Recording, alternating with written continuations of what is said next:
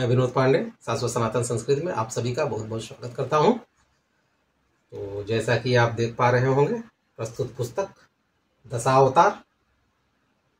ये भी पुस्तक नाम से ही पता चल रहा है कि श्री हरि के 10 अवतारों के बारे में प्रस्तुत पुस्तक है। तो इस प्रस्तुत पुस्तक की रूपरेखा क्या, कैसे बनावट है और पुस्तक के अंदर में क्या क्या सामग्री दिया गया है, तो चलिए इसके बारे में एक छोटी सी जानकारी प्राप्त कर लेते हैं। श्री हरि बंधुओं, प्रस्तुत पुस्तक दशावतार, जैसा कि आपको नाम से ही ये लग रहा होगा, श्री हरि विष्णु के 10 अवतार के बारे में इस प्रस्तुत पुस्तक में एक चर्चा की गई है। तो प्रस्तुत पुस्तक का जो कोड संख्या है वो 779 कोड संख्या है और गीता प्रेस गोरखपुर से ही प्रकाशित है और पत्रिका रूप में छोटी सी पुस्तक है। और ये इस पुस्तक का मूल्य 25 रुपये मात्र है, संवत 2080, और अभी 2081 चल रहा है का ये संवत 2080 का ये छपा हुआ है और 31वां पुनर्मुद्रण है। अभी तक का कुल मुद्रण जो अभी तक का हुआ है 4,33,500 अभी तक छप चुके हैं। और नीचे गीता प्रेस गोरखपुर का पता दिया हुआ है। और यहाँ पे इनकी 2 पुस्तकें और आती हैं, नव दुर्गा, ओम नमः शिवाय, इसी आकार पे, उसके बारे में यहाँ पे थोड़ा सा जानकारी दिया गया है। तो चलिए देखते हैं दशावतार पुस्तक पूरा पुस्तक 8 पेपर पे है। पहला भी पन्ना 8 पेपर पे है और बाद के भी सभी पेज 8 पेपर पे हैं। बस कुछ बात ये है, ये देखें, इस पे साइनिंग है, इस पेपर पे साइनिंग है बहुत ज़्यादा। और जो अंदर के जो पेपर हैं वो मैट फिनिश में है, थोड़ा मैटी है। तो ये अपनी जगह ये भी अच्छा है और मैट फिनिश होने के कारण ये भी आँखों, जैसे ये थोड़ा सा आँखों में थोड़ा सा चुभता है, चमक है इसमें, लेकिन इसमें बिल्कुल भी चमक नहीं है, मैट फिनिश में है। ये देखने में और अच्छा प्यारा लगता है, सुंदर लगे। तो चलिए एक एक अवतारों के बारे में यहाँ पे हम देखते हैं। तो श्री हरि के प्रस्तुत ये प्रथम अवतार मत्स्य अवतार, और मत्स्य अवतार के बारे में यहाँ पे एक चर्चा की गई है और यहाँ पे एक सुंदर चित्र बनाया गया है मत्स्य अवतार का। फिर ये दूसरा है कच्छप अवतार। तो यहाँ कच्छप जो अवतार हैं उनके बारे में चर्चा है और ये कच्छप अवतार का यहाँ पे सुंदर चित्र। फिर वराह अवतार, इस अवतार के बारे में बहुत से ज़्यादा लोग जानते ही होंगे और वराह अवतार की कथा यहाँ पे दी गई है।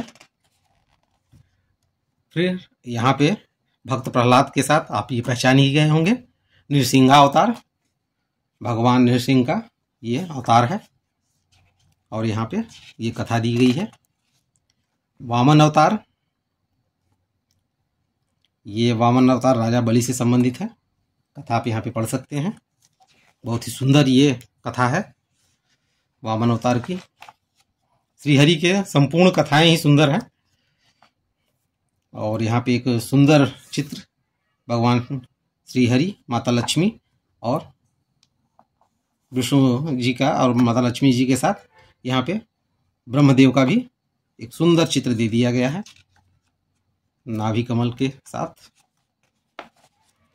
और यहाँ पे ये परशुराम अवतार, भगवान परशुराम जी का यहाँ पे सुंदर सा चित्र और उनके बारे में एक छोटी सी जानकारी दी गई है।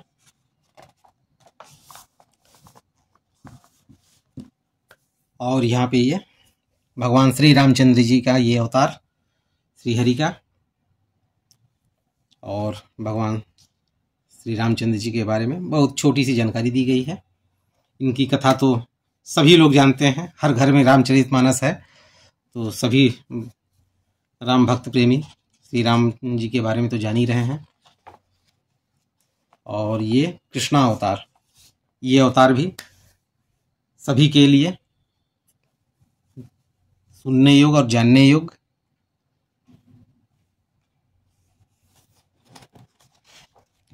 भगवान कृष्ण जी का सुंदर चित्र और छोटे सा एक कथा। और ये उसके बाद बुद्धावतार, बुद्धावतार के बारे में यहाँ पे एक संक्षिप्त जानकारी दी गई है। और भगवान बुद्ध का यहाँ पे चित्र दिया गया है।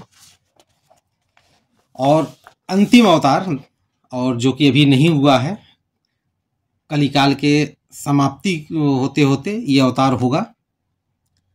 ये कल्कि अवतार, भगवान कल्कि का यहाँ पे एक चित्र दिया गया है और उनके बारे में यहाँ पे शास्त्रों के में जो बताया गया है यहाँ पे दिया गया है। तो कल्कि अवतार अभी हुआ नहीं है, आगे चल के होगा। तो बहुत ही सुंदर ये प्रस्तुत पुस्तक, बहुत ही सुंदर, बहुत अच्छा, घर में रखने योग्य। और जैसा कि मैं बार बार कहता हूँ, मेरा जो मुख्य उद्देश्य होता है चलचित्र लेके आने का, वो यही होता है कि मैं अपने सनातन संस्कृति के बारे में आपसे जुड़ पाऊँ इस पुस्तकों के माध्यम से, और आप इन पुस्तकों के माध्यम से अपनी संस्कृति से जुड़ पाएँ, लोगों के में रुचि पैदा हो और लोगों में को भी आप ये बताएं। और गीता प्रेस गोरखपुर से मुझे कुछ ऐसा नहीं है कि बहुत लोग सोचते होंगे कि मुझे वहाँ से कुछ पैसे मिलते हैं या कुछ प्रचार के लिए कुछ मिलता है, ऐसा कुछ नहीं है। मेरी रुचि है, मेरी प्रसन्नता है, और मैं चाहता हूँ कि चूँकि गीता प्रेस एक ऐसा प्रेस है जो हमको इतने सस्ते में और हमारे सनातन साहित्य को उपलब्ध कराता है, तो आप ज़्यादा से ज़्यादा लोग जुड़ें और वहाँ से ज़्यादा पुस्तकें ले और अपनी संस्कृति के बारे में जानें। क्योंकि एक ऐसा समय आया था आज के करीब 3-4 साल पहले कि वहाँ पे सुनने में आया था कि गीता प्रेस एकदम बंद होने की कगार पे आ गया था। क्योंकि होता क्या था कि वो बहुत ही कम मूल्य पे, ना के बराबर मूल्य पे, जो कि अपने जो उनकी लागत आती है उस पर बहुत ही ना के बराबर वो मूल्य रख के आप किताबें विक्रय करते हैं। अब मान लीजिए कोई पुस्तक उनको 40 रुपए का पड़ रहा है और वो 45 रुपए में बेच दे रहे हैं, तो 5 रुपए में क्या होना है, खर्चे इतने हैं। तो अगर ज़्यादा से ज़्यादा बिक्री होगी तो पुस्तकें भले मूल्य उसमें कम रहे, लेकिन ज़्यादा ज़्यादा बिक्री होने पे उनकी प्रॉफिट जो होगा वो ज़्यादा होगा। तो उनके खर्चे में जो वहाँ पे काम कर रहे हैं, आज के समय में लगभग 300 से 350 लोग वहाँ पे काम करते हैं। 300 से 350 लोगों का परिवार चलता है, वो कहाँ से हो पाएगा। तो इसलिए ज़्यादा से ज़्यादा लोग जुड़ें और अपनी साहित्य संस्कृति, क्योंकि अगर ये प्रेस अगर ना हो तो आप देख लीजिए दूसरे प्रकाशनों में पुस्तकें कितनी महंगी हैं। जो हमारे के यहाँ जो पुराण गीता प्रेस से आपको इनके के यहाँ जो 2 पार्ट में भी, जो 2 खंड में जैसे कि महाभागवत हो गया या शिव पुराण हो गया या श्रीमद् देवी भागवत पुराण हो गया, जो 2 खंडों में भी हैं वो भी 700 से 800 रुपए में उपलब्ध हो जाते हैं। जबकि अन्य जो प्रकाशक है वहाँ पे अगर आप 2 खंडों का अगर कोई पुस्तक लेने जाएंगे तो कम से कम मूल्य 2000 से 2500 रुपए है। तो ये हमारी आपकी भी जिम्मेदारी बनती है कि हम आप भी सहयोग करें। तो सहयोग इसी माध्यम से हो सकता है कि हम अपने गीता प्रेस से जुड़ें, उससे हमें भी लाभ है और हमें ही ज़्यादा लाभ है। तो इसी के साथ इस चलचित्र को विराम देते हैं। आप सभी का बहुत बहुत धन्यवाद।